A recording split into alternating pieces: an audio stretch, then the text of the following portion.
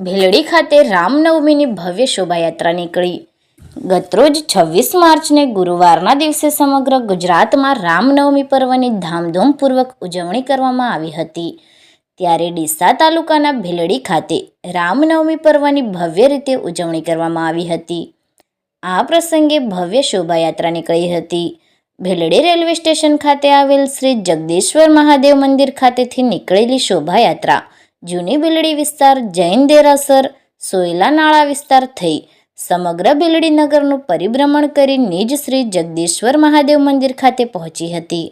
ડીજેના તાલે વાજતે ગાજતે નીકળેલી ભવ્ય શોભાયાત્રામાં ઘણી જ વિશાળ બહોળી સંખ્યામાં ધર્મપ્રેમી જનતા સહિત લોકો જોડાયા હતા અને ભગવાન શ્રી રામના ગીતોથી સમગ્ર ભેલડી નગર ગુંજી ઉઠ્યું હતું।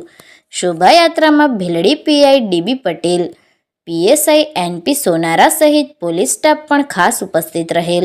શોભાયાત્રાને સફળ બનાવવા માટે ભેલડીના વિવિધ મંડળના સ્વયંસેવકોએ ખડે પગે હાજર રહી પોતાની પ્રશંસનીય સેવા આપી હતી।